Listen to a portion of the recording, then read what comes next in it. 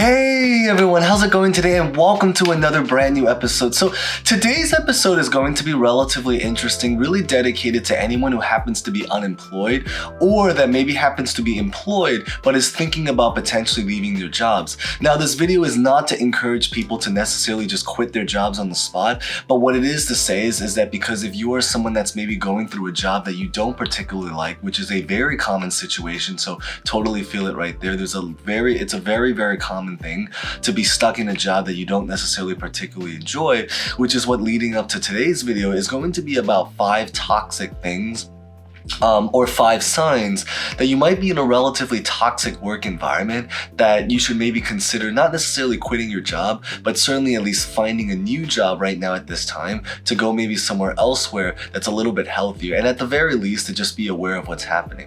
Now, we are going to be trying a new video format where we're going to be skipping the introduction, so maybe feel free to comment if you guys prefer this or don't prefer this or whichever is better, because we're still experimenting and trying new things. So with that being said, let's get this video started. But as always, real fast, if you guys enjoy this, like, comment, subscribe. Feel free to comment any particular thoughts about this situation, about honestly anything, and let's get this video rolling and started.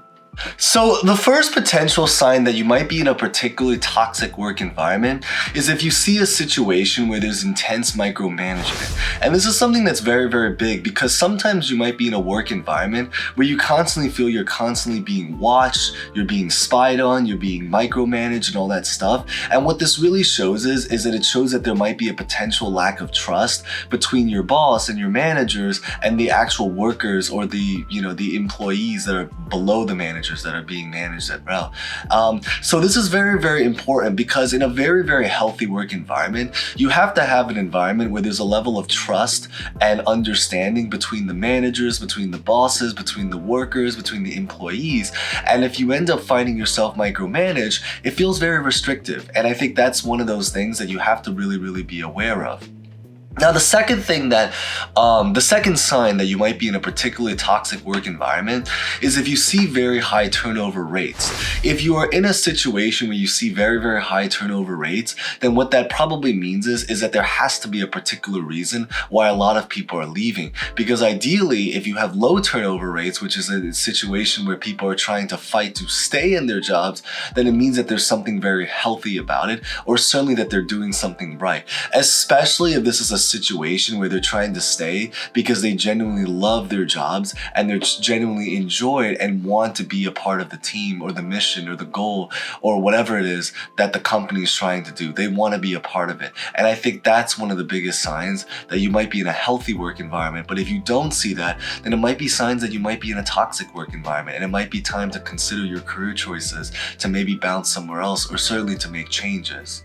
Now, the third thing is a little bit more debatable depending on your situation, but I'd say in most situations this applies, is if you happen to be working a job where there's very rough work-life balance. This is a very interesting one, because these days they always say is that most jobs, or certainly a lot of jobs, do not have particularly great work-life balance. And one of the things is that it's one of those weird situations where the better you do at your job, the more assignments that they just end up giving you, so that it kind of adds on to the lack of work-life balance that many jobs present themselves as. So this is very important, because there are some companies where it's really just about finishing your work, and if you finish it in 4 hours, you're good to go.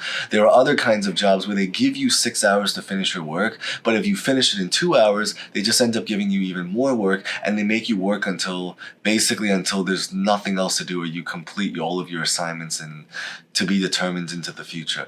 But this is a very big sign, because I think that in a very healthy work environment, people have lives outside. This is actually especially true because we have a very wide age demographic here, which is really awesome.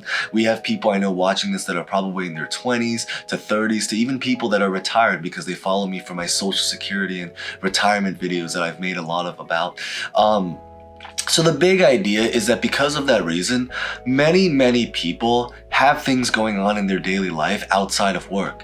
They might have children, they might have family, they might have hobbies, they might have other goals, side hustles, second sources of income, other jobs, things that they want to take care of. So it's very important that if you are in the situation where you feel like you don't have the work-life balance, to be able to do the other things you have to do at work, because again, there's so much more to life than just working all day, then it might be time to consider making changes to the career that you're currently at, whether this is about finding a new job or maybe staying in the job but just talking to your boss about making adjustments to it. But in most cases, it can be relatively difficult to do that. That's why most people end up like the high turnover rate we just talked about, just finding another whole brand new job in general. Now, the next one is really, really interesting, and this is one that I actually physically faced, sadly, but is nonetheless because it was a life experience, so there was at least a lot of lessons learned. And it's really about having a potential social disconnect with a lot of your coworkers, especially specifically if the values that you have might be a little bit different than the values that most of your coworkers really have. What I really mean by this, if this sounds a little bit confusing, is that in a typical work environment, it's a little subjective, but I feel that in at least my situation, and so again, that's why they say there's a personal thought to this, is that it's relatively important that you're able to mesh well with the group of people that you work with on a very, very deep social level. It means that you guys have to potentially have the same values because you guys are, again, following the same mission of whatever your company's mission is. So if you find yourself in a situation where maybe there's different values, so for example, maybe you're surrounded by coworkers that, are workaholics, they really want to just grind through and work hours and hours, which is okay. It's totally okay and respectable. But maybe you find yourself in a case where you don't want to be a workaholic. You want to actually find some work-life balance, like just mentioned before. It might be time that you might be in a relatively toxic work environment, not necessarily because you're working with people that are not good, but because you're working with people that don't share the same values as you. And because of that reason, that's something that you should consider. This is actually something that I very, very much related to as well, because as some of you guys know, I used to work as an engineer, specifically a civil engineer, which is a relatively conservative industry a lot of times. And I felt that in that industry, that one of the more difficult things about socially connecting is that first off is that industry on a social level, it's, there's not a lot of minorities. People work very, very long hours. It's very conservative. I was a lot more progressive. I, was a lot younger in the company. I was a minority at the end of the day. I valued work-life balance. I valued my own ideas. I valued creative input. And a lot of the things there were very, relatively black and white. And I think because of that social disconnect, that was a sign that it's not that the people are not necessarily good, but it's that you might not be in the right fit or the place that fits you the best when it comes to the social scene about the work that you're currently doing at that particular current time. And then the last thing, which is one of the most common things that I also once again relate to, that's why I say a lot of my videos have a relative personal touch to them, is really if you end up finding yourself in a case where you're facing intense favoritism. And this is something that's very, very common because there's a say that these days, a lot of the things that happen in corporate America is actually very, very biased and based off of favoritism. You are a lot more, especially if you are working a job that is not easy to quantify how good you are.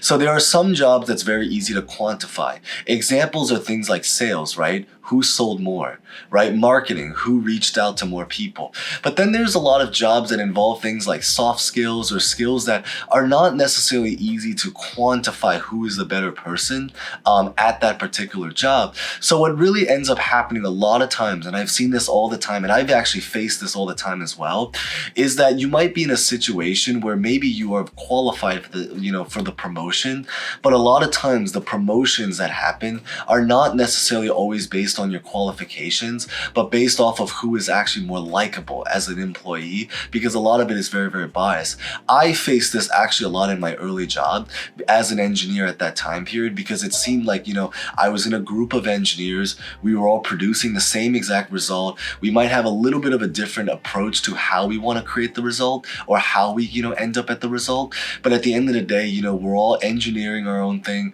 We're all coming to the same conclusion, coming to the same results. Does it work? Does it not work? All that stuff. But what ends up happening is that the people that end up getting promoted are often because they have some kind of bias thing towards them. Maybe they had nepotism in their favor. Maybe they had favoritism in their favor.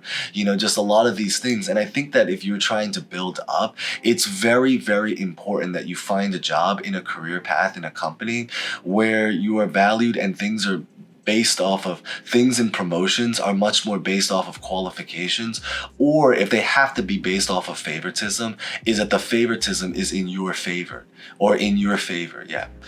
So that's one of the most important things I think to really take away from this video, is that it's just so important to find companies that fit. And the biggest takeaway is that it's not to say that if they don't have these things that I've listed, that it's necessarily not a good work environment to be in, but it's certainly to consider that it might not necessarily be the best fit, and that in that particular sense, it can be relatively toxic and time to consider moving on to something else, new, brand new, fresh, and better. So with that being said, that's what I really wanted to just share in today's video. So if you guys found that relatively insightful or watched the end, thank you guys so much as always. Feel free to leave a comment about honestly just anything, like, comment, subscribe. And with that being said, thank you guys so much for watching. As always, stay safe, stay well, and hope to see you guys next time. Thank you guys so much again.